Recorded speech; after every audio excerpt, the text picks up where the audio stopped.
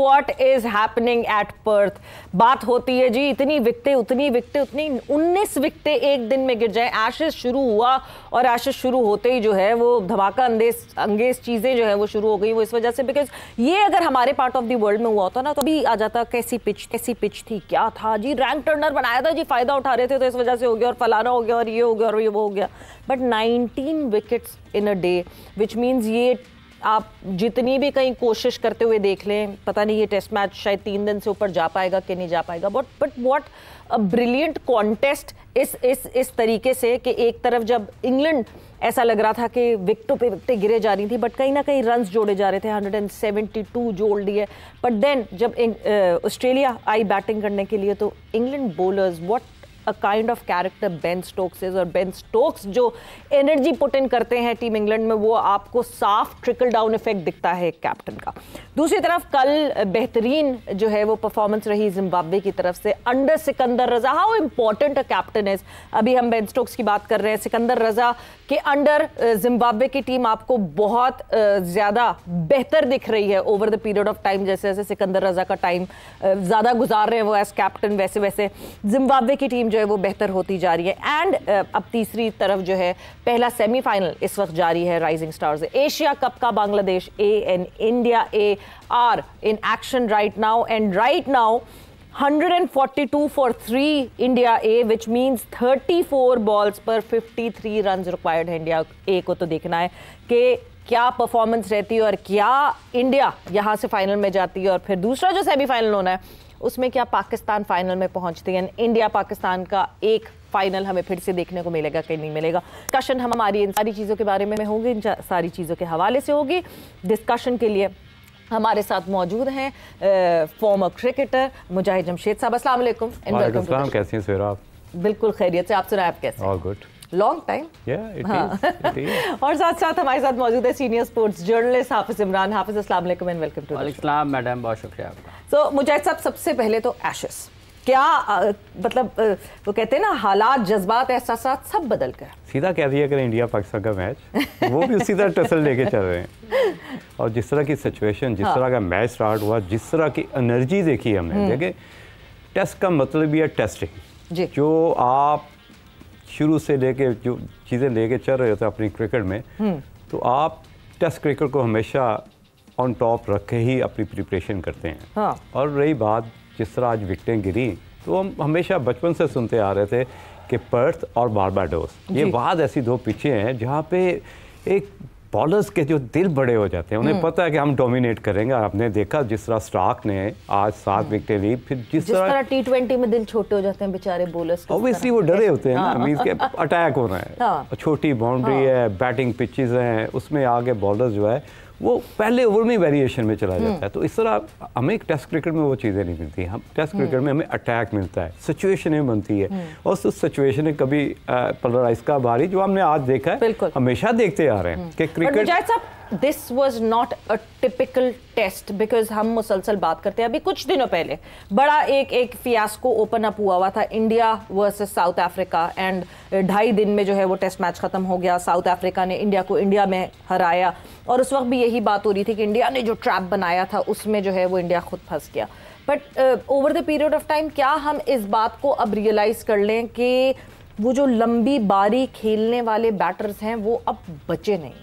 देखिए एक टाइम आया था जब आईसीसी भी सोचने में मजबूर हो गए थे कि 4 दिन की क्रिकेट करते हैं। लेकिन वो उसके पीछे साइंस यही था, जो प्लेइंग माइंडसेट है वो जो ड्रॉ करने वाला माइंडसेट है उससे निकल के, क्योंकि ऑब्वियसली T20 अगर इतनी फेमस हुई उसके पीछे सिर्फ रीज़न ये थी कि क्राउड पुल करना और उतना टाइम देना जिसमें ज़्यादा से ज़्यादा जितना क्राउड है वो इंटरटेन हो सके, पार्ट टाइम फैंस जो हैं वो हिस्सा बन सके। लेकिन क्रिकेट टेस्ट क्रिकेट की ब्यूटी तो नहीं खत्म हो सकती, जिसको आपको पता है कि कैरी करके लेके चल रहे कि आईसीसी के, इसकी ब्यूटी नहीं खत्म होनी चाहिए। उसमें उन्होंने मेथड ये निकाला, एक तो शॉर्ट ऑफ रेंज प्लेयर्स के पास ज़्यादा आ गई, आउट होने के चांसेस बढ़ गए। दूसरा चैम्पियनशिप आ गई बीच में, जो चैम्पियन होगा, जिस तरह बमूमा ने साउथ अफ्रीका को चैम्पियन कराया, मैंने वहाँ पे क्राउड के साथ साथ प्लेयर्स को रोता हुआ देखा है। वो फीलिंग कि मैं एक टेस्ट चैम्पियन बनाऊँ आफ्टर लॉन्ग टाइम। कोई भी आईसीसी का इवेंट हो, उसको ओन करना, उसका चैंपियन होना कोई भी रो पड़ेगा। यही चीज़ें तो हम लैक करते हैं कि पाकिस्तान आईसीसी जब भी कोई इवेंट होता है तो हम उसमें बड़ी जल्दी ही कंपटीशन से आउट हो जाते हैं। तो हमने वो चीज़ें देखी साउथ अफ्रीका में जब वो चैंपियन हुए, और दूसरा पैसा बड़ा इन्वॉल्व हो गया। देखें अगर हम चैंपियनशिप की बात करें, मैं 13-14 मिलियन US डॉलर बहुत पैसा था चैंपियनशिप में। और ख़ास तौर पे जब से आप अगर इंडिया पाकिस्तान अगर होम सीरीज़ खेल रहा है तो उसमें आपका माइंडसेट वो बहुत रॉन्ग है कि अगर हमारे यहाँ टर्निंग ट्रैक बनाते हैं तो हम ये भूल जाते हैं कि जनाब इसमें हम फंस भी सकते हैं। मगर होम एडवांटेज उठाना तो राइट है ना सारी, यही तो माइंडसेट है। होम एडवांटेज नहीं उठाया जाए, यही तो माइंडसेट है कि इस माइंडसेट को आप उस तरह की पिचे बनाएं कि आपको 3 से चौथे दिन के बाद आपको वियर एंड टेयर मिले, ताकि